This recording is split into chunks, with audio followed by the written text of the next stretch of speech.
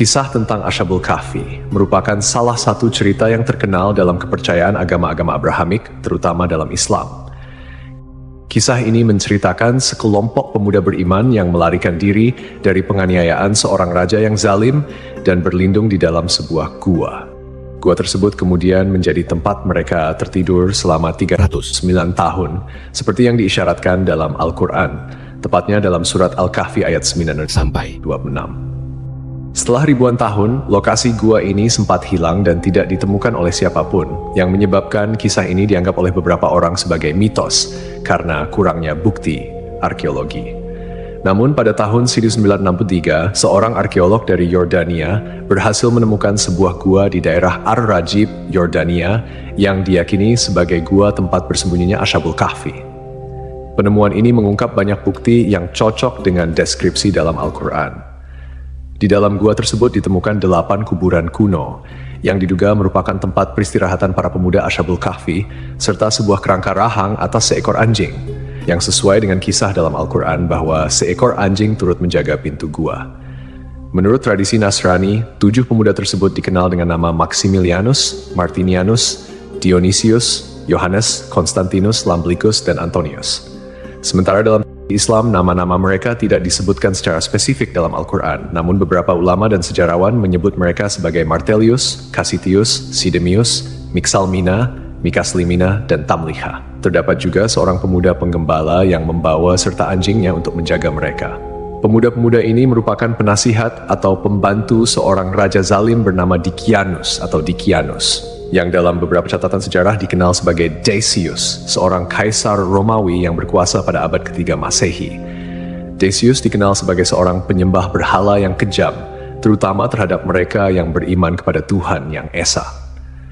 Para pemuda ini melarikan diri dari ancaman hukuman mati yang dijatuhkan oleh sang raja karena mereka menolak untuk menyembah berhala dan tetap teguh pada keimanan mereka kepada Allah. Setelah tertidur selama 309 tahun, para pemuda tersebut bangun dan mendapati bahwa keadaan dunia di sekitar mereka telah berubah. Orang-orang di sekitar mereka telah memeluk agama Tauhid dan kepercayaan kepada Tuhan yang Esa sudah tersebar luas. Bukti ilmiah dari penemuan gua ini memperkuat keyakinan akan kebenaran kisah Ashabul Kahfi. Penemuan arkeologis seperti kuburan kuno dan kerangka anjing di mulut gua sejalan dengan narasi yang terdapat dalam Al-Quran. Selain itu, penemuan ini juga menunjukkan bahwa kisah Ashabul Kahfi bukan sekadar mitos, melainkan sebuah peristiwa sejarah yang nyata, yang tercatat dalam literatur agama dan didukung oleh bukti-bukti fisik.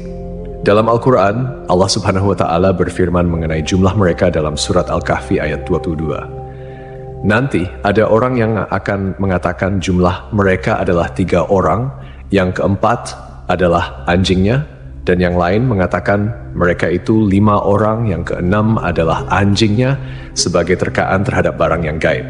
Dan yang lain lagi mengatakan mereka 7 orang, yang ke-8 adalah anjingnya.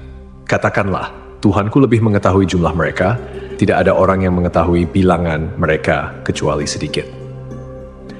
Ayat ini menegaskan bahwa hanya Allah yang mengetahui jumlah pasti dari pemuda-pemuda tersebut, dan tidak ada seorang pun yang memiliki pengetahuan pasti kecuali mereka yang diberi petunjuk oleh Allah.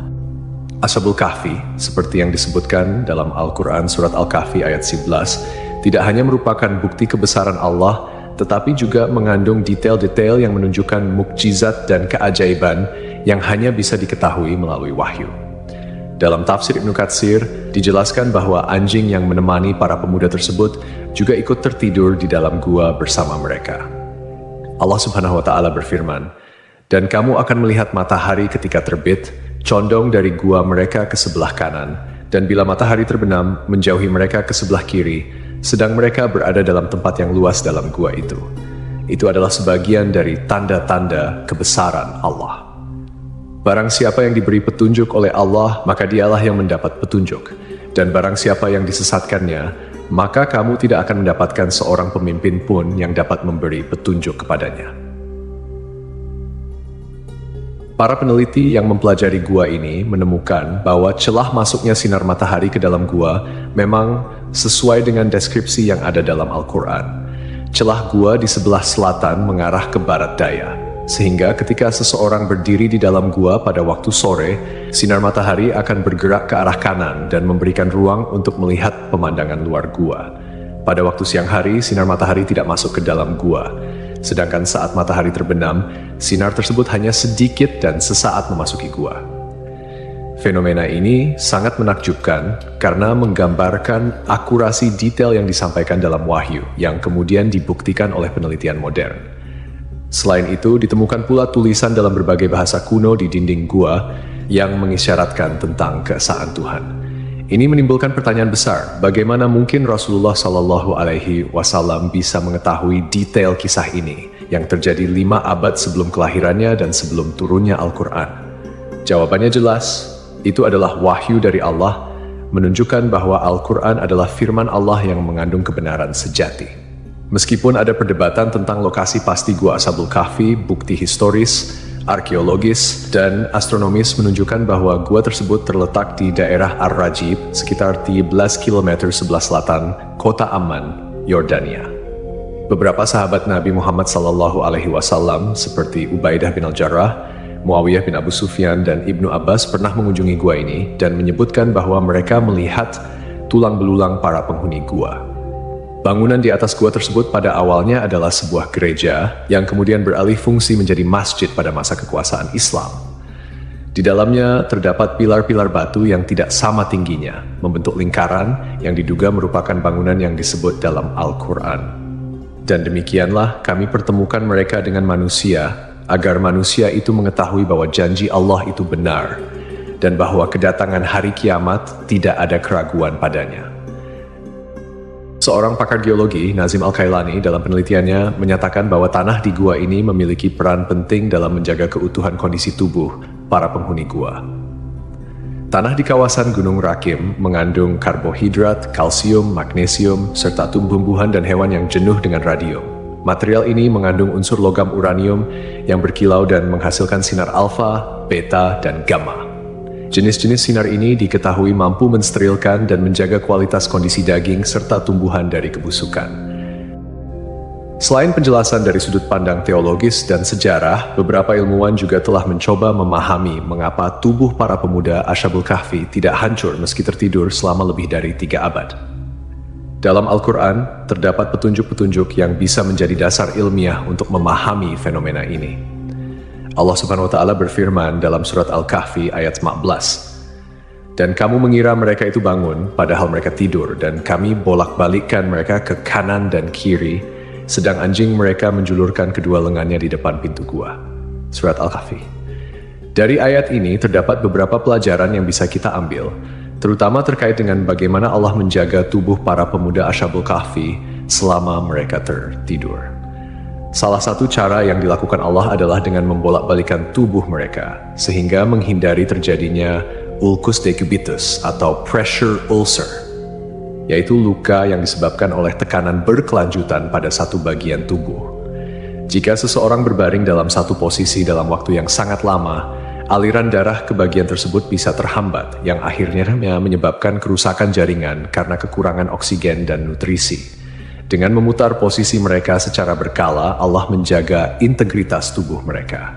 Ibnu Katsir, seorang mufasir terkenal, juga menjelaskan dalam tafsirnya mengenai surat Al-Kahfi ayat 19 bahwa Allah dengan hikmahnya menjaga para pemuda ini dari sinar matahari yang berlebihan. Sinar matahari pagi yang lembut memberikan kehangatan dan sinar yang cukup untuk menjaga kondisi tubuh mereka tanpa menyebabkan kerusakan kulit akibat paparan sinar matahari yang terlalu lama.